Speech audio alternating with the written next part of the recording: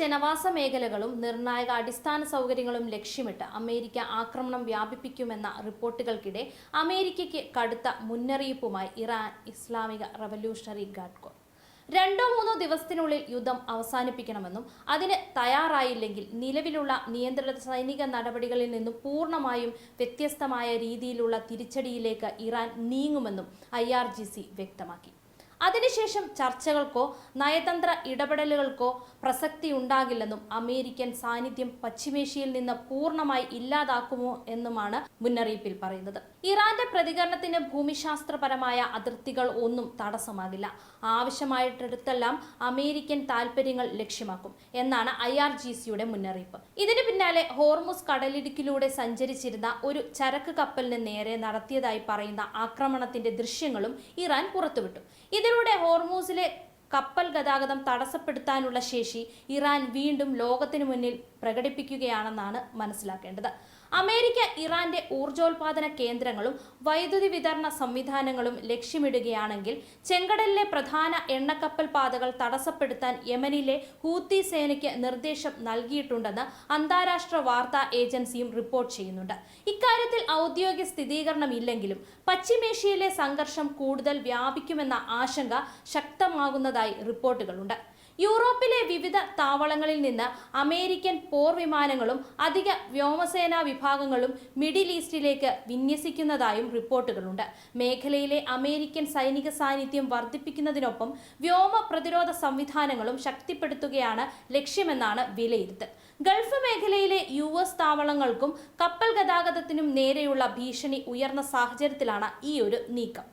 Hormuz കടലിടുക്കിൽ Iran സൃഷ്ടിക്കുന്ന സമ്മർദ്ദം കുറയ്ക്കുന്നതിനായി US സെൻട്രൽ കമാൻഡ് വീണ്ടും വ്യാപകമായ വ്യോമാക്രമണം നടത്തിയതായും റിപ്പോർട്ടുകൾ ഉണ്ട്. ഇറാനിലെ തന്ത്രപ്രധാനമായ 2 പാലങ്ങൾ, റെയിൽവേ ജംഗ്ഷനുകൾ, സൈനിക ലോജിസ്റ്റിക് കേന്ദ്രങ്ങൾ എന്നിവ ആക്രമണത്തിൽ തകർന്നതായാണ് വിവരം.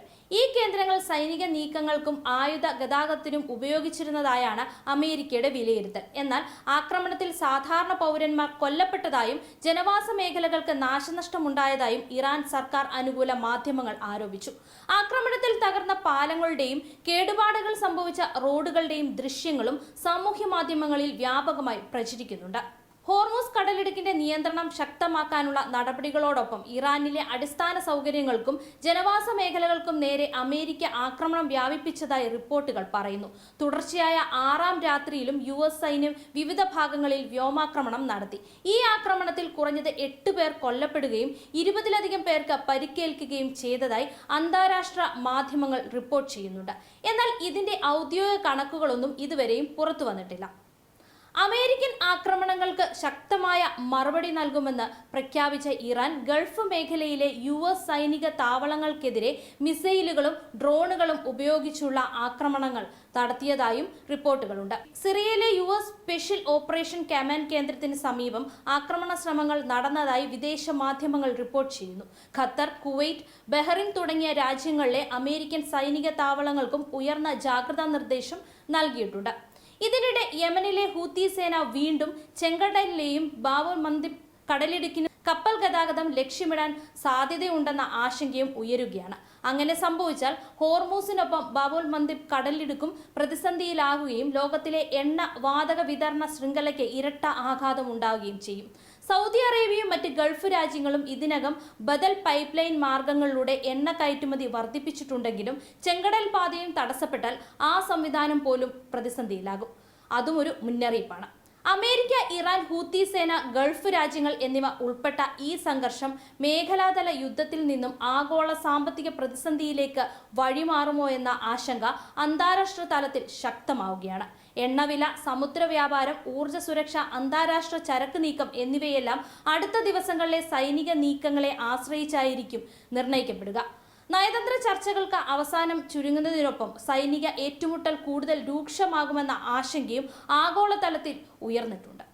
പശ്ചിമേഷ്യയിൽ സ്ഥിതിഗതികൾ മണിക്കൂറുകൾക്കുള്ളിൽ തന്നെ മാറിമറിയുന്ന സാഹചര്യമാണ് നിലവിലുള്ളത്. അമേരിക്ക ഇറാനിലെ അടിസ്ഥാന സൗകര്യങ്ങളിലേക്കും ഊർജ്ജ മേഖലകളിലേക്കും ആക്രമണം വ്യാപിപ്പിക്കുമെന്നാണ് കരുതുന്നത്. അതിന് മറുപടിയായി ഇറാൻ ഹോർമൂസ് കടലിടുക്കിനും ബാബുൽ മന്ദിബ് കടലിടുക്കിനും ചുറ്റുമുള്ള സൈനിക സമ്മർദ്ദം വർദ്ധിപ്പിക്കുമോ എന്നതുമാണ് ഇപ്പോൾ ലോകം ഉറ്റുനോക്കുന്ന ആശങ്ക തന്നെ. അത്തരമൊരു സാഹചര്യം ഉണ്ടായാൽ അത് അമേരിക്കയും ഇറാനും തമ്മിലുള്ള സംഘർഷത്തിൽ മാത്രം ഒതുങ്ങാതെ ഗൾഫ് മേഖലയിലെ മറ്റ് രാജ്യങ്ങളിലേക്കും വ്യാപിക്കാൻ സാധ്യതയുണ്ടെന്നാണ് പ്രതിരോധ വിദഗ്ധർ പോലും ചൂണ്ടിക്കാണിക്കുന്നത്. എണ്ണ ഉൽപാദനം, കയറ്റുമതിയും സമുദ്ര വ്യാപാരവും നേരിട്ട് ബാധിക്കപ്പെടുകയാണെങ്കിൽ ആഗോള സമ്പദ് വ്യവസ്ഥയ്ക്കും വലിയ ആഘാതമുണ്ടാകും. ക്രൂഡ് ഓയിൽ വില കുത്തനെ ഉയരാനും ചരക്ക് നീക്ക ചെലവ് വർദ്ധിക്കാനും ലോകത്തിന്റെ വിവിധ ഭാഗങ്ങളിൽ ഇന്ധനവിലയും അവശ്യ സാധനങ്ങളുടെ വിലയും പ്രതിഫലിക്കാനും സാധ്യത തള്ളിക്കളയാൻ കഴിയില്ല. പശ്ചിമേഷ്യയിലെ അമേരിക്കൻ സൈനിക താവളങ്ങൾക്കും എണ്ണക്കപ്പലുകൾക്കും വാണിജ്യ കപ്പലുകൾക്കും നേരെയുള്ള ഭീഷണി വർദ്ധിച്ചാൽ നിരവധി രാജ്യങ്ങൾ കൂടുതൽ സൈനിക സാന്നിധ്യം മേഖലയിലേക്ക് അയക്കാനും സാധ്യതയുണ്ട്. ഇതിനിടെ ഐക്യരാഷ്ട്രസഭയും വിവിധ ലോകശക്തികളും സംഘർഷം നിയന്ത്രണ വിധേയമാക്കാൻ നയതന്ത്ര ശ്രമങ്ങൾ ശക്തമാക്കിയെങ്കിലും ഇരു രാജ്യങ്ങളുടെയും കടുത്ത നിലപാട് കാരണം ഉടൻ ഒരു സമവായം ഉണ്ടാകുമെന്ന പ്രതീക്ഷ ഇപ്പോൾ വളരെ കുറവാണ്. ഇതിനിടെ ഐക്യരാഷ്ട്രസഭയും വിവിധ ലോകശക്തികളും സംഘർഷം നിയന്ത്രണ വിധേയമാക്കാൻ നയതന്ത്ര ശ്രമങ്ങൾ ശക്തമാക്കിയെങ്കിലും ഇരു രാജ്യങ്ങളുടെയും കടുത്ത നിലപാട് കാരണം ഉടൻ ഒരു സമവായം ഉണ്ടാകുമെന്ന പ്രതീക്ഷ ഇപ്പോൾ വളരെ കുറവാണ്. അടുത്ത ഏതാനും ദിവസങ്ങൾ പശ്ചിമേഷ്യയുടെ മാത്രമല്ല ആഗോള സുരക്ഷയുടെയും ഊർജ വിപണിയുടെയും സമുദ്ര വ്യാപാരത്തിന്റെയും ഭാവി നിർണയിക്കുക നിർണായക ദിവസമായിരിക്കുമെന്നാണ് കണക്കുകൂട്ടുന്നത്.